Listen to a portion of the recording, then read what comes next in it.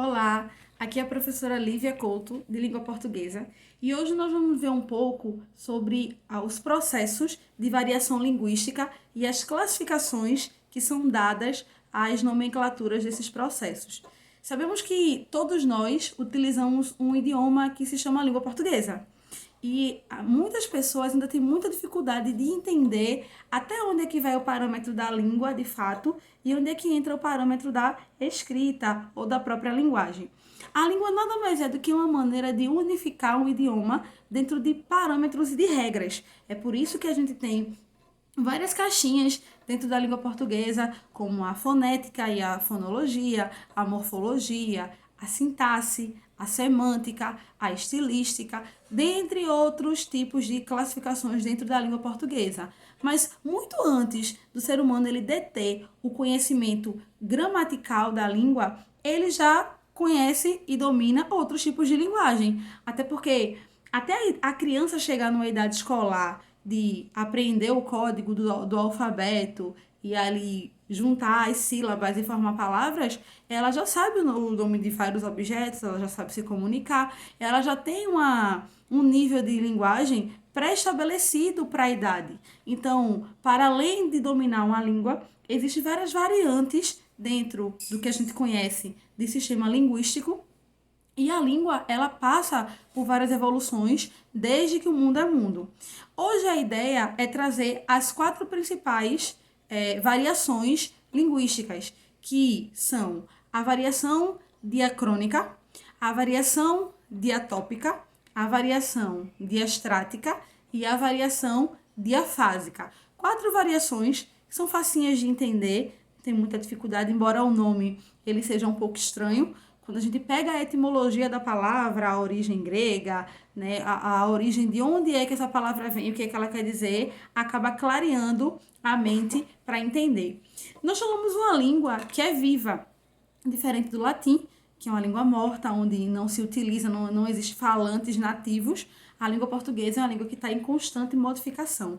É o que diz Luiz Antônio Marcuschi, quando fala que a língua ela é dinâmica, ela é fluida e ela não é estática. Isso quer dizer que enquanto existe falantes da língua portuguesa, existe probabilidade de modificação desse idioma, dessa linguagem e dessa variante de fala.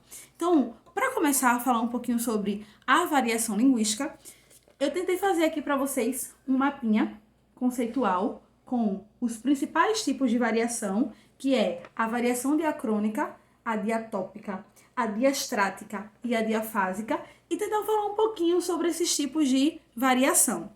A primeira variação que a gente vai falar é sobre a variação diacrônica. O prefixo dia vem do grego e quer dizer através de, ou modificação através de alguma coisa. E crônicas vem também do prefixo cronos, né, da palavra cronos, que traz a ideia de tempo. Então, a variação diacrônica nada mais é do que uma variação de tempo, ou também aquela variação que é conhecida como variação histórica. O que quer dizer isso, Lívia? Por exemplo, a gente tem algumas palavras ao longo da vida, dos séculos, da história, que foram modificadas pelos próprios falantes. É a prova do você, que hoje nós conhecemos como um pronome de tratamento, mas que já foi vossa mercê, vós me ser, né? Você, a gente tem o você lá do Chico Bento, a gente tem o C, que é o CE, o acento circunflexo. A gente tem só o C, muitas pessoas lá na linguagem virtual, cibernética, colocam só o C, que é o que a gente conhece como economia linguística. E a gente vê que é uma palavra que sofreu toda uma evolução histórica até chegar nesse comprimento, nessa contração do você que a gente conhece. Eu também tenho um exemplo da farmácia que antes era com PH e hoje é com F. Eu tenho aí o exemplo do Vambora. Tem até uma música de Adriana Calcanhoto que fala sobre isso, né? Entre por essa porta agora. E nessa música que ela diz vem, vambora, existe a contração do vambora, que muitas pessoas pensam que esse vambora é de vamos embora. Mas vamos embora já é uma contração de outro termo, que é vamos em boa hora. Ou seja, de vamos em boa hora, a gente criou o vambora, o simbora, o bora e assim por diante. A língua ela vem sofrendo aí esses tipos de variação. O mais importante falando sobre variação linguística, não é a preocupação em como essa palavra está evoluindo, e sim se existe nível de compreensão entre os falantes. Eu acho que o processo comunicativo do gênero, ele se dá quando existe a dupla ideia de compreensão. É quando eu emito a informação e aquela pessoa que está do outro lado, ela consegue compreender. Se eu disser bó e a pessoa entender que o bó é bora e ela compreender aquele contexto situacional de fala, houve a comunicação e o gênero ele foi aplicado de maneira correta. Então, o primeiro tipo de variação que a gente vai ver hoje é a variação diacrônica. É aquela variação que vem desde o início aí do mundo, do século, as palavras elas vão modificando. Quando a gente pega, por exemplo, um texto de literatura medieval, quando a gente assiste a um filme dos anos 20 ou 30, quando a gente até conversa com uma pessoa mais velha, um avô, uma avó, e a gente vê como a linguagem é diferente, como tudo se modificou, nós percebemos o quanto a língua ela é dinâmica. E os contextos de gênero, por exemplo, de gírias, de termos que nós utilizamos, eles variam muito de acordo com o contexto. A maneira como eu falo com a minha mãe pode ser diferente da maneira como eu falo com o meu amigo. São contextos situacionais que a gente vai ver um pouco mais adiante. Então, o que deve ficar claro nesse momento é que o mais importante da variação diacrônica é que é uma língua que vem variando de acordo com o tempo, é uma evolução histórica, uma evolução de tempo. A maneira como a língua vem se contraindo e vem se modificando desde então. O segundo tipo de variação que nós vamos ver agora é a variação diatópica. O dia, novamente, ele vem da ideia de modificação através de algo e o topos vem de geografia. Então, a variação diatópica é uma variação que é histórica, que é geográfica. Como é que funciona essa variação geográfica? É aquela variação onde as palavras elas se modificam de acordo com as regiões. O que para mim, em Pernambuco, é macaxeira, para a pessoa que mora em outra região pode ser mandioca, para a pessoa que mora na outra região já pode ser aipim, quando na verdade se trata da mesma raiz, biologicamente falando. O mesmo ocorre com a laranja, que pode ser tangerina, que pode ser bergamota, o mesmo ocorre com o mosquito, que pode ser a muriçoca, mas também pode ser o carrapanã. O mesmo ocorre com a salsicha, que para mim é salsicha, mas para as pessoas que moram lá em Curitiba, nós chamamos de vina, né? Vários tipos de pães que também tem alteração, doces e assim por diante. A variação diatópica é uma variação que traz a ideia da região como a parte mais importante de alteração. E para além dos vocabulários que são alterados de acordo com a variação diatópica, nós também temos dentro da variação diatópica o que nós chamamos de variação fonética. É aquela ideia do porta ou da porta, né, do lado paulistano, que mora lá no interior de São Paulo. Então, a porta para ele vai ser a porta para mim, e que não existe o que é mais certo ou menos errado. Na verdade, a porta, independente da fonética, da alteração fonética que exista, vai ser aquele objeto lá que fica fazendo com que a casa lá seja aberta ou fechada. Então, a variação fonética ela também entra dentro dos parâmetros da variação diatópica. Então, recapitulando, a variação diacrônica é a variação evolutiva, a linha evolutiva do tempo, a língua dentro desse processo temporal. A variação diatópica é uma variação histórica, as palavras e os termos que se modificam de acordo com as regiões. E a terceira variação que nós vamos ver agora é a variação diastrática. Eu tenho aqui dia, que também vem da modificação através de algo, e o estrática, que vem de extrato, ou seja, é aquela língua que trata da sociedade. Se nós pararmos para observar, a cada local que a gente se depara ou que nós frequentamos, existe um contexto situacional de comunicação. A maneira como é falada, por exemplo, de termos técnicos num júri e num tribunal, é diferente de uma maneira da conversa informal que ocorre com seus familiares, com seus amigos e assim por diante. Então, dentro da variação diastrática, nós vamos ter o cunho sociocultural ou os de grupos sociais.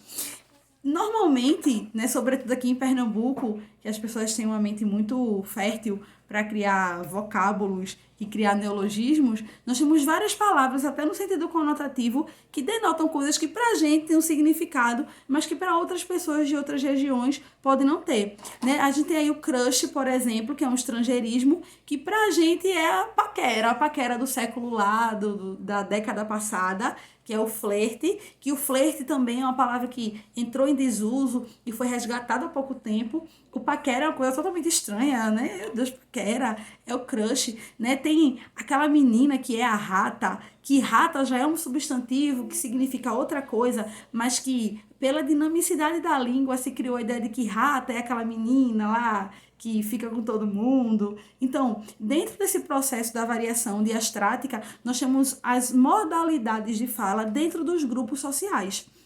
Pessoas que moram em comunidade, né, os adolescentes que vivem criando neologismos, eles fazem parte dessa variação linguística. Então, não existe o falar certo ou falar errado quando nós temos em vista a variação diastrática. E é muito importante trazer dentro desse debate, né, desse discurso da gente, uma coisa importante chamada preconceito linguístico. É aqui que ele mora. A pessoa que fala o vrido, né, que fala bicicleta, que comete o desvio, né, que nós chamamos de desvio, que foge da regra habitual da gramática, normalmente ela é julgada, porque ela cometeu esse tipo de desvio. E existe uma série de fatores que fazem com que algumas pessoas não consigam realizar o vocábulo de acordo com a gramática ou com a regra. Seja um problema fonético, né, do aparelho fonador, ou seja, um problema aí de crescimento, que aprendeu, que ouviu uma avó falando, um tio falando. Então, o preconceito linguístico, ele mora aqui dentro. Então, termos como boyzinho, como crush, né? Pessoas que têm algumas dificuldades e fala lá o problema, né? A tauba e assim por diante, elas entram dentro desse processo aqui de variação diastrática. É uma variação que se refere aos grupos sociais, ao estrato social propriamente dito. Diacrônica, tempo; diatópica, geografia; diastrática, grupos sociais. A maneira como os grupos se comunicam e trocam essas informações dentro dos seus respectivos contextos situacionais comunicativos. E nós temos também a variação diafásica, que é a quarta e última variação linguística que nós podemos analisar aqui. E a variação diafásica, ela tem mais a ver com a situação e com o estilo comunicacional.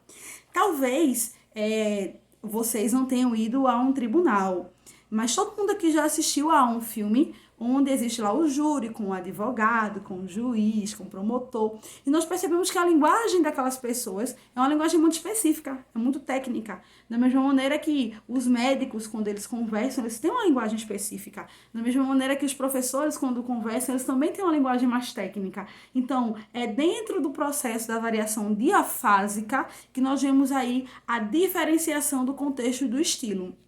O surfista, ele tem uma maneira de conversar dentro do grupo social. O skatista também, o roqueiro também tem, né? Aquele cara lá que curte o rap também tem o contexto situacional de comunicação. Então, dentro do processo da variação diafásica, nós temos esses grupos e a maneira como eles se comunicam dentro de determinados contextos específicos. Aí eu coloquei aqui, por exemplo, dentro da variação diafásica, algumas dualidades, né, que existem, como, por exemplo, o que é formal e o que é informal. Eu acredito que num juiz que profere uma sentença, ele vai usar totalmente uma linguagem formal, mas que eu não preciso usar uma utilidade formal para conversar com o meu melhor amigo, se ele vai entender uma gíria, se ele vai entender um olhar. Lembrando que linguagem, ela não está unicamente atrelada ao ato de falar com alguém. A linguagem, ela está atrelada ao ato de se comunicar, independente de falar ou não. Às vezes é um olhar que você manda para o outro e a pessoa capta ali a informação e entendeu tudo que está ao redor. Não, chegou aquela pessoa que não devia, você olha e ali gerou o processo comunicativo.